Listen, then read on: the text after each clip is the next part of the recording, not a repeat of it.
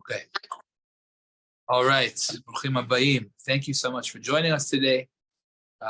We will be continuing in the laws of Shabbat Kodesh, Lametet Melachot, 39 Melachot of Shabbat.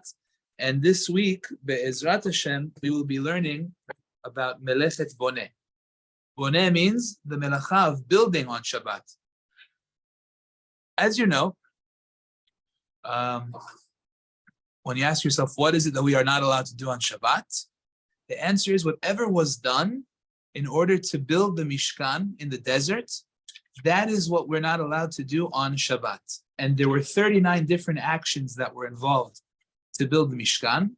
And those 39 actions are what we are not allowed to do on Shabbat. That's the fundamental rule. I'm sure it's familiar, just a little review.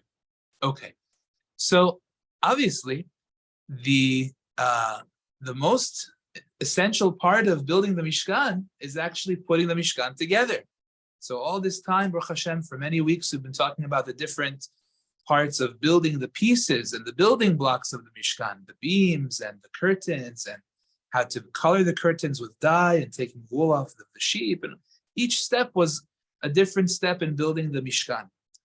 But now, we're actually going to talk about the idea that in the Mishkan, they had to now take all those pieces and put them together to create this structure in the tent, which was the temple that they would bring sacrifices in. And that was an act of building. And therefore, on Shabbat, we are not allowed to build on Shabbat. We're not allowed to create any kind of a structure, any kind of a building. We're not allowed to make any kind of a tent, because a tent is a very similar concept to building on Shabbat. And that is the Melacha that we're going to talk about tonight. Bli neder, what is considered to be building on Shabbat? Now, we're not going to be able to cover all of it tonight. There's a lot to speak about in this Melacha, a whole lot. So, Bli neder, we're going to do the first part of it tonight, which is a lot of different things to talk about. Okay, welcome everybody. Thanks. We're starting the Melacha of Boneh, of building on Shabbat. So let us begin. So first of all, like we said, any kind of pitching a tent on Shabbat is building. Any type of adding onto a structure. So let's say, for example, a door comes off of the hinges, that open and close the door. If, let's say, somebody removed the door from the hinges, somehow somebody, let's say, needed to bring something into the house and there wasn't enough room, so they took off the door. So on Shabbat, you would not be allowed to put the door back on. Why? Because that is called adding to a structure, and adding to a structure is forbidden on Shabbat. Again, why? Because that's adding to the building. That's no good. That's putting a piece of the building back together. Are you allowed to do Lego? That's a great question. That's a great question. So the answer is, I was going to get to it later, but since you asked now, so adults, it's brought down, should not play with Lego on Shabbat. Adults should not. Kids could. Now the reason we're going to talk later about what exactly is the reason for that. Is it really a building? It's not a building. It's not going to be permanent. And one of the things that we need to know is that in order for building to be asur on a Torah level, for building to be asur on meaning midoraita, biblically, it has to be a permanent structure. So Lego is not a permanent structure. So what would be the problem with that? Well, there are going to be certain things that will make it asur. We'll get to that later. But just to answer the question, the answer is that we don't play with Lego as an adult, but kids could. From what age? So making tent for kids, they like play with the cushion, or make a tent out of it. Oh, that's very important. Is it okay or not? So it depends the age of the kid. 3, 4 years old, don't worry about it. But let's say I remember my kids did this a lot. They would take a few chairs, they take a blanket, cover up all the chairs with the blanket, and then they would just go inside. And technically, as adults, we should not be doing that, because whenever you want to, that's called an ohel. It's called making a tent. What you're doing is you are trying to cover an area underneath by spreading something on top, that is permitted only on one condition, which is that if the ohel was already one tefach open before Shabbat, which means you already had 3 inches, like the size of my fist, open already, then you can finish opening it on Shabbat. But if it was not there at all, you can't do that on Shabbat. Okay? So that we're going to talk about those rules bli neder next time. But let's just stick right now with the basic idea of building. If they can't make a tent, right? Like if you have like a play tent, they can't like. So again, if they're the age of chinuch, if they're a trainable age where you're training them to keep Shabbat, so then you would tell them not to do the chairs either, right?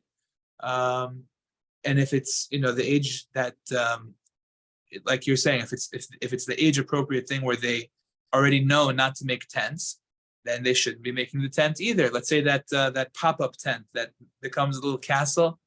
Ever seen one of those, right? So that same idea, right? That you shouldn't do that. Technically on Shabbat, you're making a tent. Because my kids have forced my husband to like put up their like play tents. Yeah. So he has to distract them You're not allowed with to do something that. else. Yeah. He should distract them with something else. But yeah, technically we cannot make tents on Shabbat, And is that on a Torah level according to many. or Rabbanan? Well, the thing is, over here it's an ohel arai. Ohel arai means it's a not permanent structure. So therefore, it's not going to be doraita. It's not going to be a Torah level, but it still is forbidden. Okay, so let's talk about rules of building when it comes to the floor. So first of all, whenever you have a piece of ground that is not level, let's say you've got an area that has bumps and you kind of flatten the bumps, or you have an area that has a hole and you fill in the hole.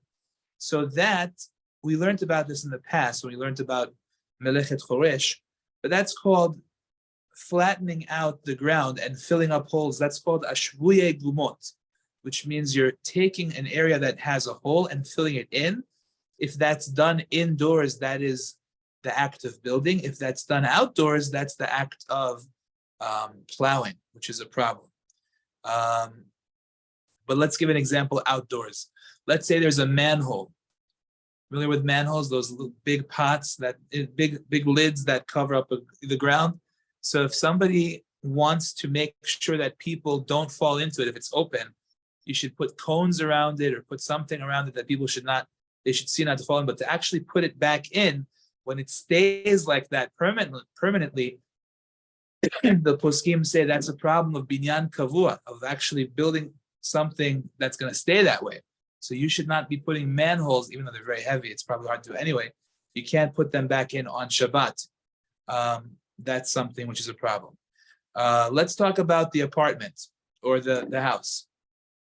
You're not supposed to attach things to the building or to the structure. So for example, if you want to put a painting up, okay? So can I take a hammer and, bang a nail into the wall or screw a screw into the wall in order to put up the painting? The answer is definitely not. That is called the Melacha of Kodeach, which is a subcategory of building. Because whenever you attach anything to the wall, anything to the structure, that is an act of building on Shabbat.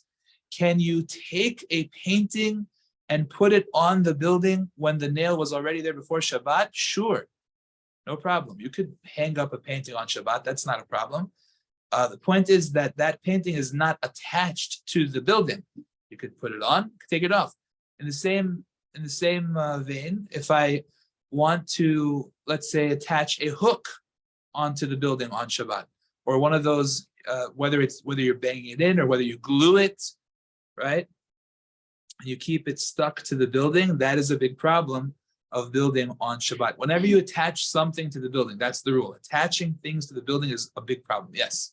Like those sticky hooks, let's say that Sticky hooks. you can't, like if they fold up, you can't just do that. Correct. Don't put up sticky hooks. Let's say a mezuzah fell off on Shabbat. So it depends what fell off, right? Did just the parchment inside fall off and you just have to put it back in? That's fine, right? You could put it back in. Let's say it's one of those Velcro, what's it called? Those, you just have to slip it in. Or stick it on. One of those, that's okay. But if you have to, if let's say the whole mezuzah fell off, okay? And now you want to glue it back onto the door or nail it back onto the door, that you can't do on Shabbat, right? What if it has like a sticky attack? Cannot. Let's say it fell down and then you can't just stick it back on the door. So I'm saying, if it's If just the it's already parchment there. that fell, if Or it's not just just parchment, let's say the whole mezuzah. the case and the case parchment, yeah, the case with the parchment. but the whole thing back fell. is still there, Yeah, the back part of it. the back is that still there makes is it okay. stick Yeah, Is still there, so you just want to put it back on. that's okay.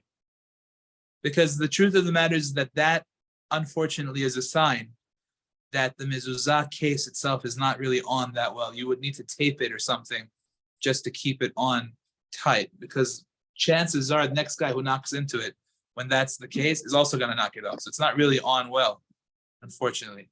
So so as far as Shabbat is concerned, you didn't really build it into the structure by just propping it back on. I feel like that's happened to me once I'm sure that it's happened to a lot of people. on Shabbat. Yeah.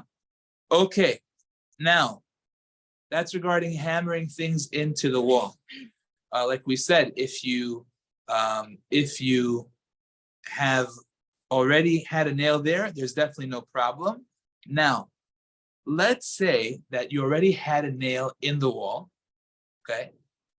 The nail has come out of the wall, and you also put it back in, right?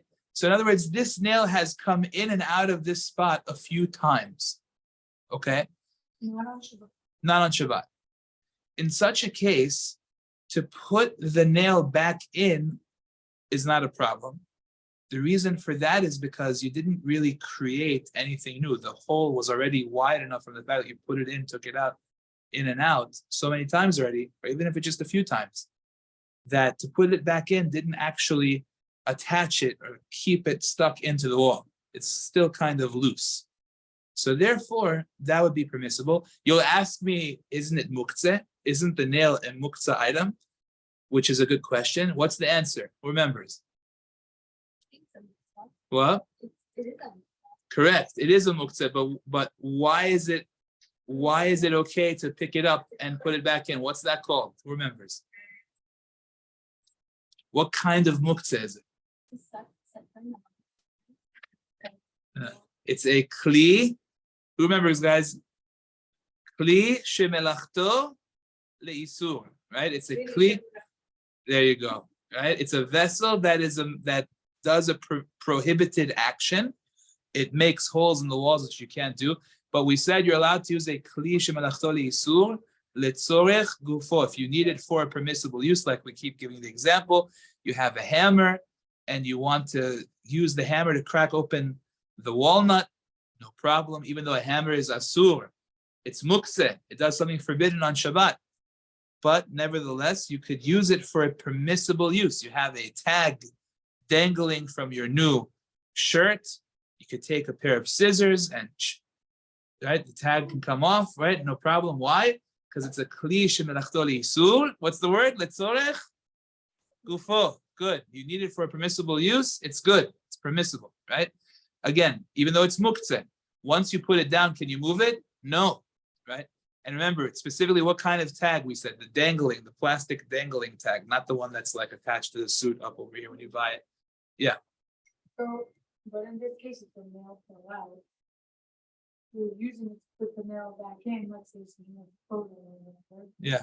So, it looks like, Letzorech gufo. You're using it for permissible use. but what's the permissible use?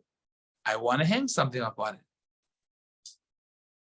This and that, this is- I don't need a scissor for the tag. I don't need a hammer for the walnut, but I want to use a hammer for a permitted use. In other words, the question right now is like this. Am I making a bigger hole in the wall? No, this nail has gone in and out already. So when I put it in, it's already just going to slip right in. It's not making anything bigger, right? So therefore, is it any melacha that's forbidden? No.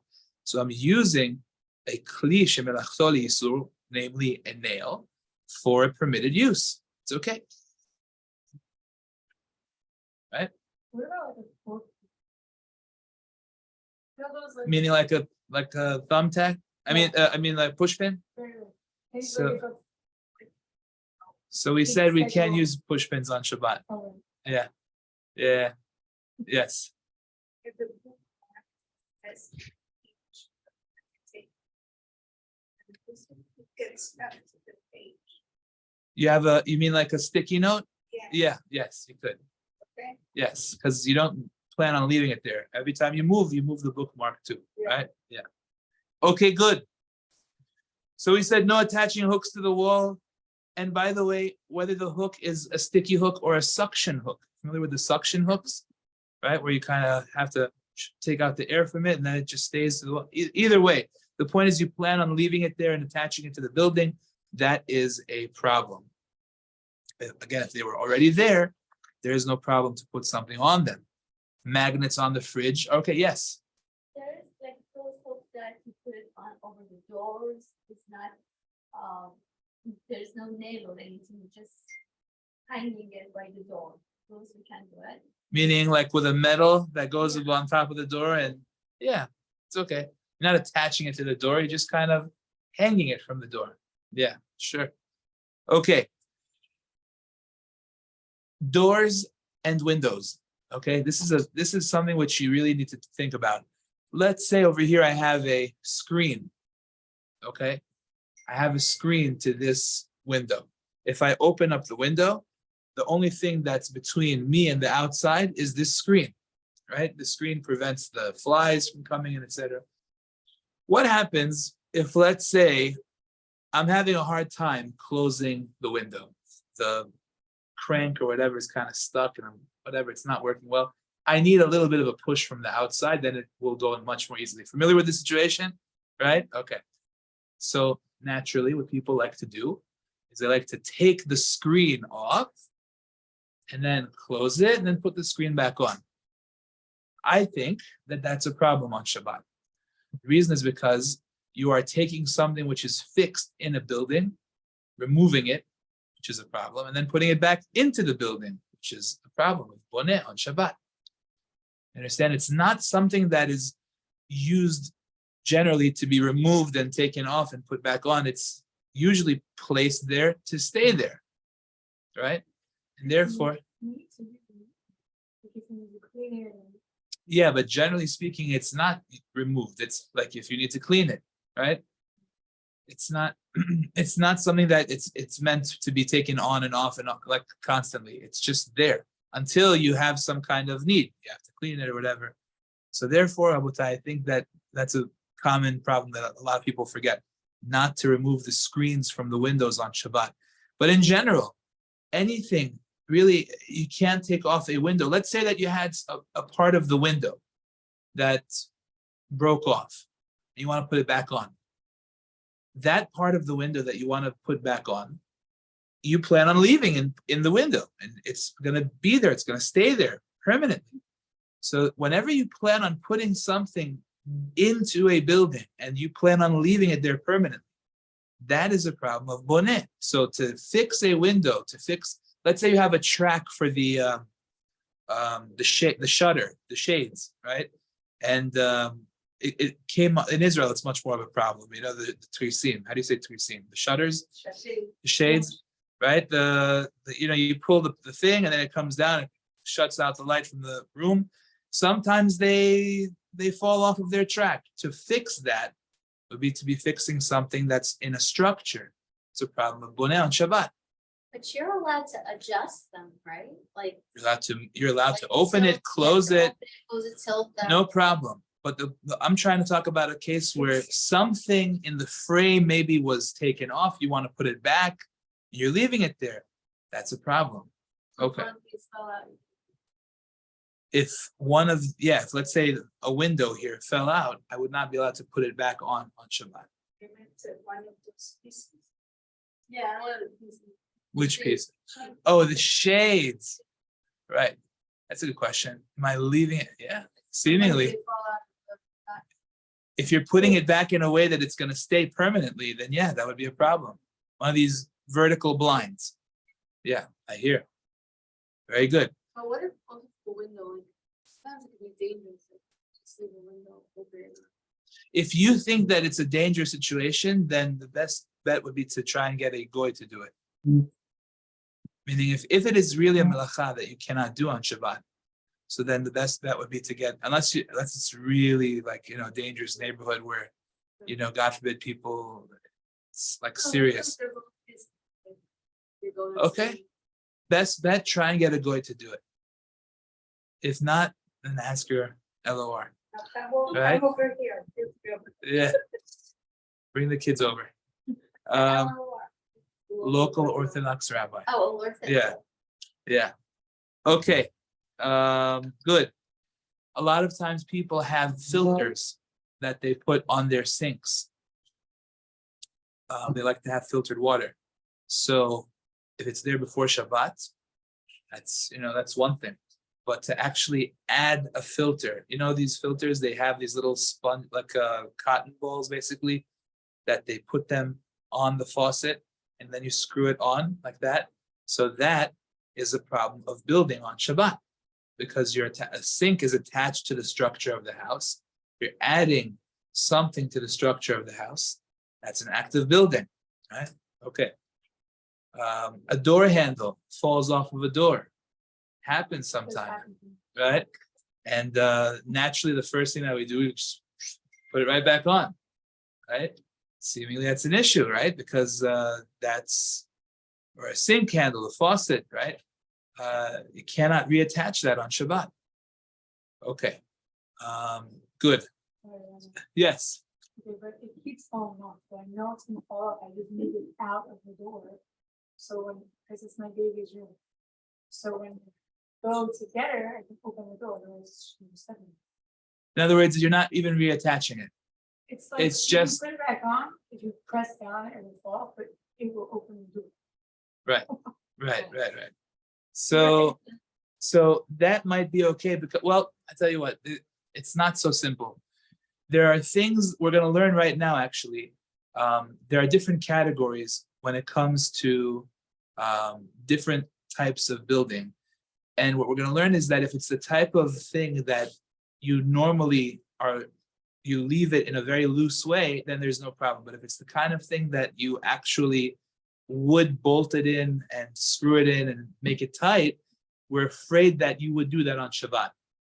So even if at the moment you're not, it could be that it's prohibited because we're scared that you will do it in a way that you say, forget about this, let me just get a screwdriver and that's it. At that point, it would be real building. So we'll see right now if that's really correct or not. Let's take a look. Okay, says the Gemara, En binyan bekelim. There is no building when it comes to vessels. However, after a long discussion in the different Rishonim, the consensus in the Shulchan Aruch ends up being that there is such a concept of binyan bekelim, which means that if you do something that you either fix something in a way that it stays permanently. For example, let's say you have a knife that the blade is kind of detaching from the handle. So you shove a piece of wood or something in there to keep it nice and tight, right? Or you have a broomstick that is detaching from the actual bristles, from the bristles of the broom on the bottom. And you want to screw it in a way, or maybe put something in there to make it nice and strong so that it should stay in the broom, right? That the stick should not detach from the actual bottom of the broom. So in such a case, the Shulchan Aruch says that is a problem of what we call binyan bekelim, which means that you are considered to be building because you're doing something to fix that item. And what we learn from there is whenever you have something that the general method of making it is that it should be strong and it should be tight, so then we are concerned, even if you don't do it in a strong and tight way, that, in other words, you did it loosely, but we don't even let you do it loosely because we're afraid you will do it in a strong and tight way. In other words, when you shove it together in a way that it's now strong and tight, that's forbidden midoraita. When you shove it in a way together that it's still loose, so it's only forbidden midorabanan, only rabbinically prohibited, because you didn't really make it a full vessel that's tight and all of that. But it's still forbidden rabbinically out of the fear that you might make it into a real strong vessel. So for that reason, you can't do it like that. The only time that it's permissible is if it's the kind of thing that you do not usually make it strong and tight. For example, if you have a dining room table with the, I forgot how you call it, the leaves or the extension leaves or the extra, right, pieces of the table, right? So how do you attach those things? One leaf has these two little things protruding out of the side. The other one has a couple of holes on the other side. You put them together and you attach them and you shove them from both sides, and now they're tight as one. Wow. No problem. No problem. Why is that no problem? Because it's loose. It's loose and it's meant to be loose. If you were to technically wiggle it a little bit, you'd be able to come and take it out somehow, maybe a little bit stronger. But the point is, it's not shoved in tightly together, and that's always how you do it. It's not permanent. And it's not permanent either. You add it, you take it out, etc. It's not, doesn't have to stay that way. So therefore, that is perfectly fine on Shabbat. That's not called building with your table. But something else, which the normal way of doing it is that it should be tight and it should be, not loose. Even if you did it loosely, it's still going to be a problem. So let's give some examples of that. Okay, fine. So the sheets of the table we just spoke about. Here we go.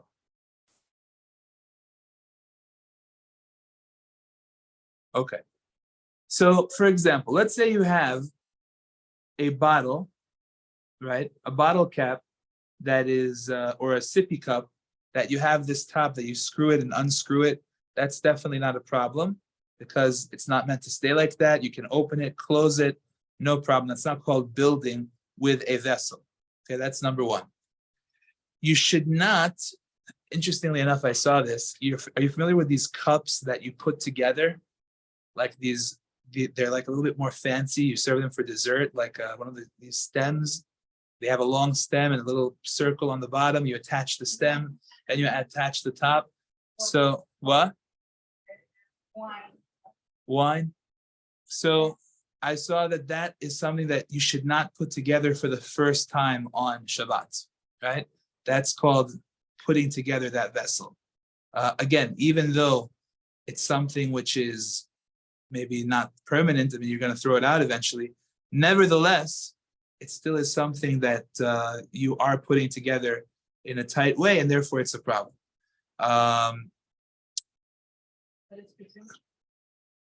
Still. It's used for, like what you said before, that sentence that was in the book.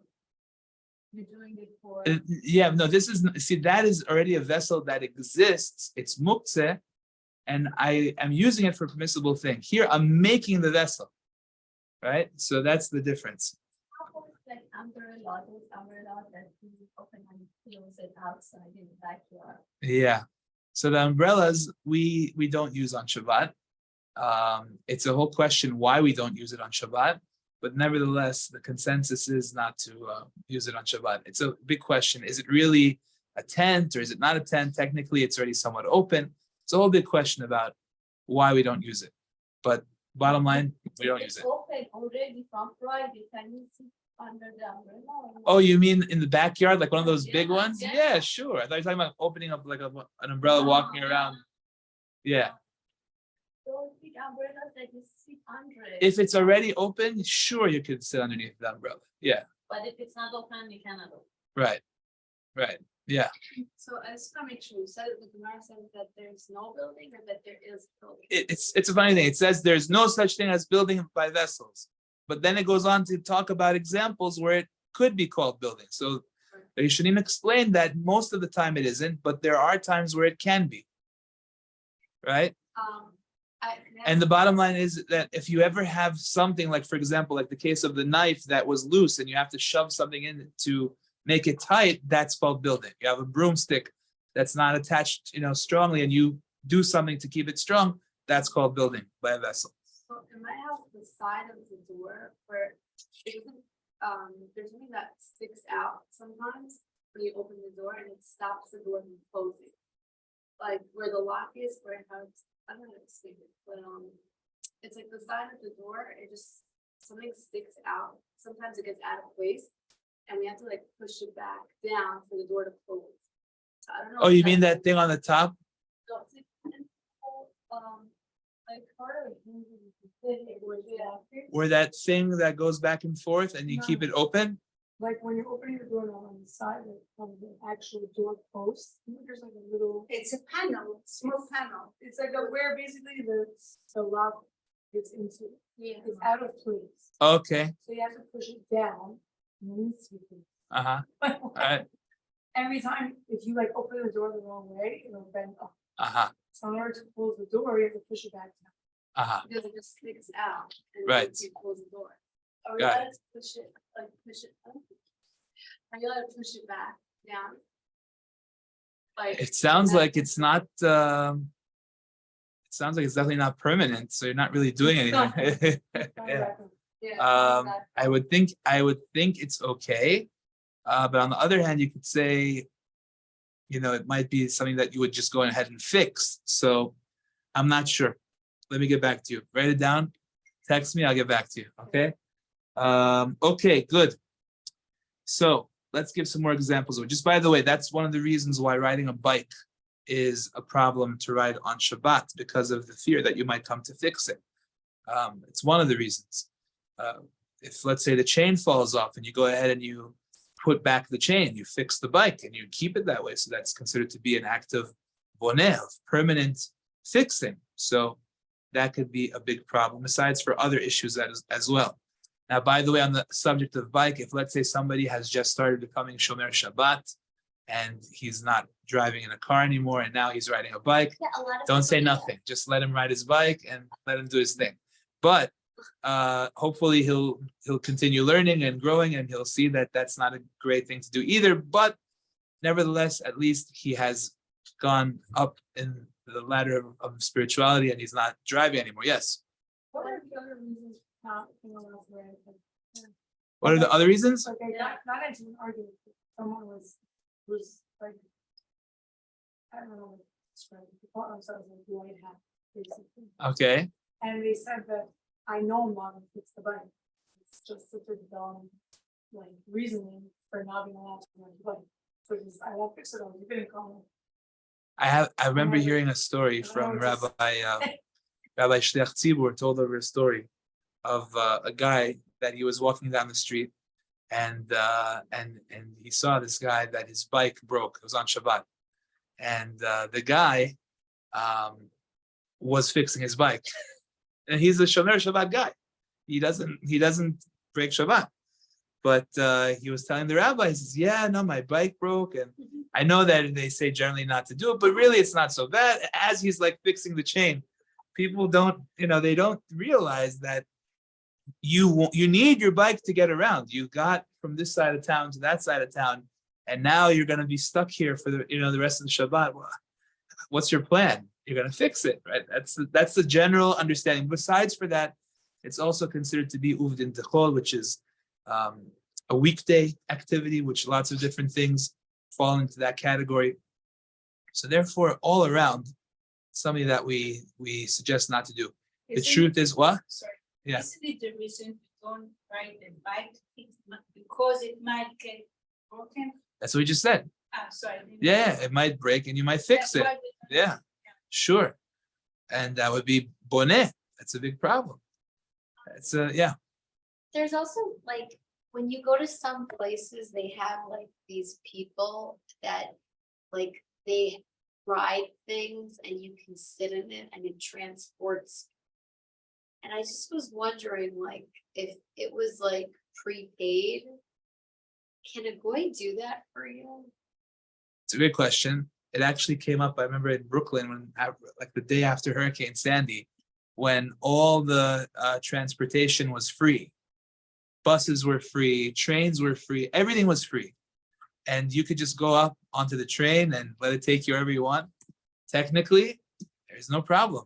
The only problem is that it looks terrible. I mean, it looks like you are paying somebody. I mean, it could be at that time there was no payment, so it didn't look like you're paying anybody. But in general, when you're Or going let's say you have a on a servant. bus, Let's say you have a servant. yeah. And Well, no. See, the Okay. difference is that over there, the melacha is not being done for me. The melacha is being done for the general public, which is mostly goyim. I'm just literally catching a ride, right? But if a goy is doing melacha specifically for me, that's a big problem. Okay. but what if you have a housekeeper Again, who's the housekeeper doing it for? for you? No, That's I'm a big saying, like- problem. For like the me, it's a people big have problem. housekeepers. Okay, but the question is, Or am I even the asking them to do melacha for me? That's the question. If if I'm they're asking them to do melacha, Like a, not like driving a car, but like driving like some kind of a bicycle thing that you could sit in. And you go. oh, you're saying a bike. You want them Yeah. to ride a bike for me, But it's not like a Uh-huh. bike, it's like it's like they're, Attached to like a wagon. carriage. it's attached, Yeah, yeah, it's yeah. attached to a carriage. Like the a- kids. Yeah, yeah, You Uh-huh. ride a bike, right. And Can Or I? like that. Go Right. other places, sometimes they have these things. Yeah. So again, you're in the world of rabbinic prohibitions. It's not doraita, but it would be derabanan. Okay.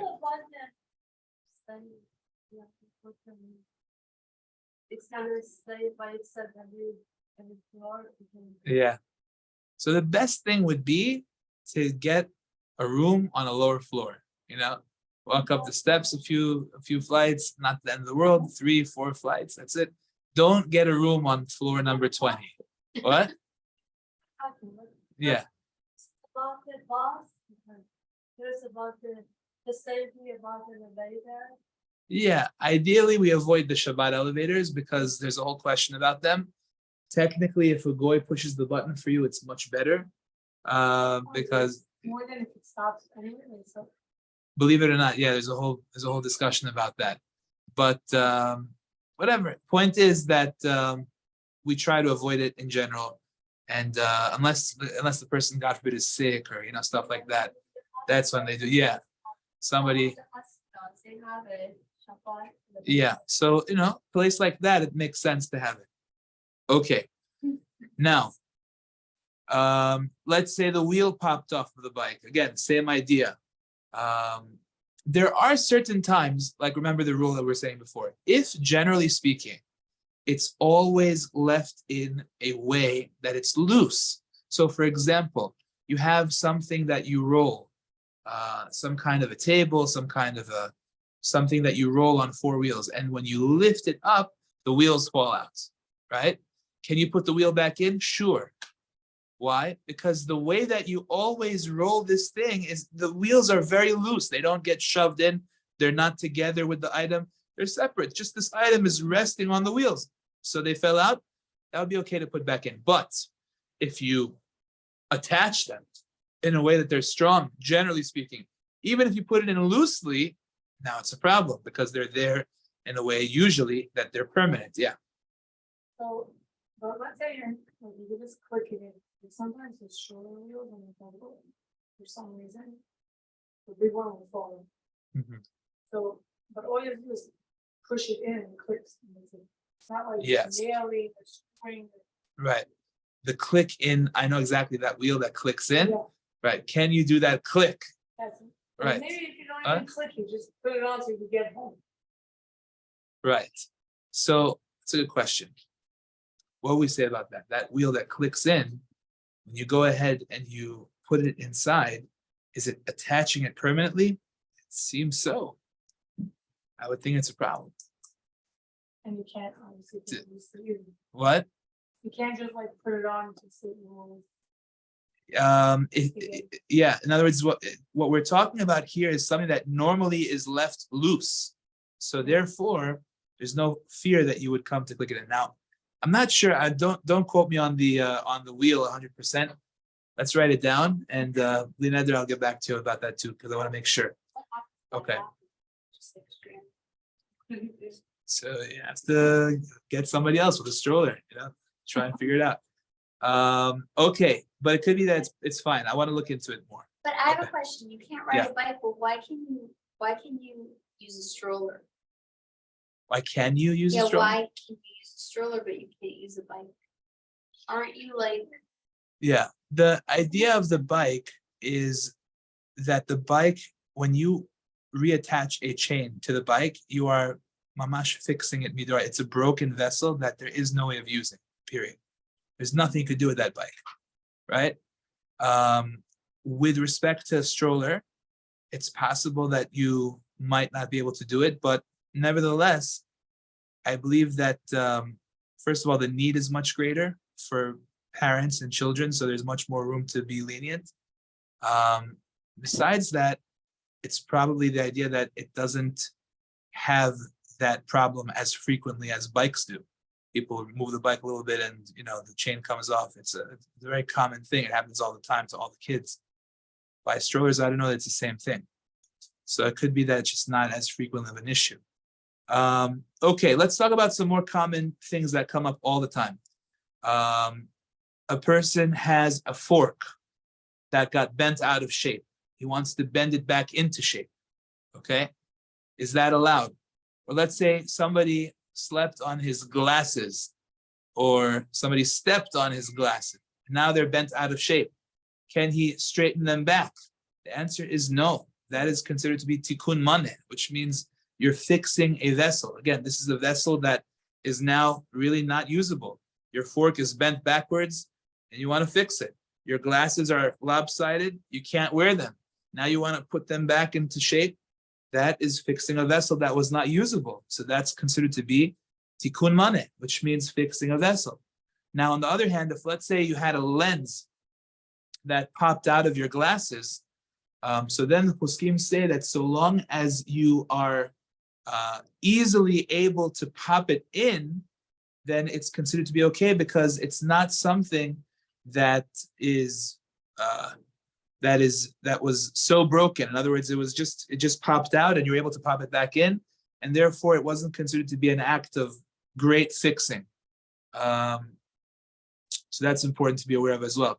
Similarly, if let's say that the side of your glasses got detached and so you can't screw it back in, that would be something which is a professional act, which you cannot do on Shabbat, it's fixing. But if you want to do it in a non-permanent fashion, like maybe safety pin the two parts together, if that's possible, then technically that would be allowed if in the person's difficult situation. Clear? Okay. Stenders. I have a stender right here, and it has two little knobs. You guys know the stender? And you can adjust the height of the stender, make it taller, make it lower. Is that allowed? The answer is that so long as your adjustments are not permanent, in other words, you make it taller, you make it lower all the time, you bring it up, bring it down, even if you do it once in a while, but you do reserve the right to make it taller and lower, so then that is considered to be a permissible thing because again, it's not permanent and it's not something which is, when you tighten it, you're not tightening like that forever, it's just for the time being. So therefore, it's not considered to be an active building. Okay. If you have a watch that stopped, are you familiar with these watches that you have to shake, right, in order for them to, if your watch has stopped and you now need to get it to work again, you cannot shake it to go ahead and get it to work because that again is the same idea as tikkun maneh. If you are wearing a watch like that and it's still going, and as you move your hand back and forth, it fills up the ability to move, that's no problem because it's not broken. So you're not fixing it. It's still working. Okay, very good. Yeah. You're saying you can't shape it when you put it on your hand and it starts working its way? No. If it's not working, you can't put it on your hand. If it's not working, then by you shaking it, you're getting it to work. So you're actually getting it, you're fixing the watch. So I didn't understand. So the point is, if it's still working, the fact that your hand is moving while it's still working, which gives it more life, so to say, that's okay, because it's not fixing something that's Oh, not you're working. saying Actually wearing. Just to wear it while it's working is not a problem. But Setting. Like, let's say I take off. Like, I haven't worn the watch since last Shabbat. I put it on Friday. before Yeah. Shabbat, and I realized, oh, this is not the right time. right. I can't. So I'll be honest with you, I saw a chidush from Chacham Vadia that he allows you to adjust the time of the watch. I personally didn't really have a chance to see why he says that, but to me, I don't know why it should be allowed. I don't know. I mean, he allows it. I have to look into it a little bit more, but it's not a functioning vessel right now, so I don't see why it should be Unless you do fixing the it. I math, don't know why it's. like the Let's write it down. I'll get back. difference- But it's a good question. I don't know. I have no idea why it should be allowed. Yeah. What?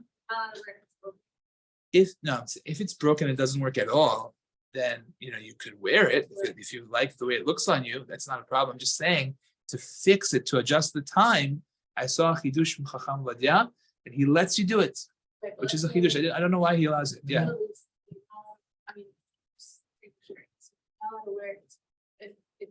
If it stopped, so now by you moving it back and forth, you're actually getting it to start working again. So,